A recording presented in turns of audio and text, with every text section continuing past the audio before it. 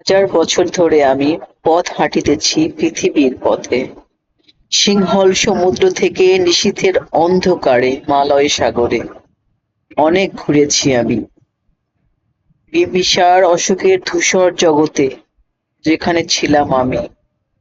আরো দূর অন্ধকারে বিদর্ভ নগরে। আমি ক্লান্ত প্রাণ এক, চারিদিকে জীবনের সমুদ্র সফেন। আমারে দুদণ্ড শান্তি দিয়েছিল নাটোরের বনলতা সেন। চুল তার কবেকার অন্ধকার বিদিশার নিশা, মুক্তার শ্রাবস্তির কারুকার্য।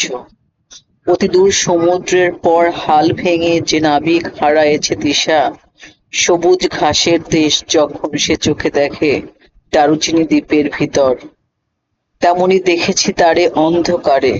বলেছে সে, এতদিন কোথায় ছিলেন?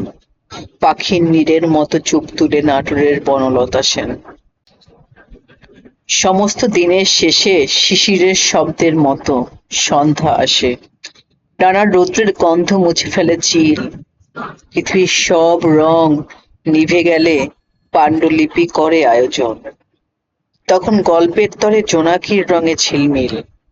সব পাখি ঘরে আসে, সব নদী ফুরায় এ জীবনের সব লেনদেন।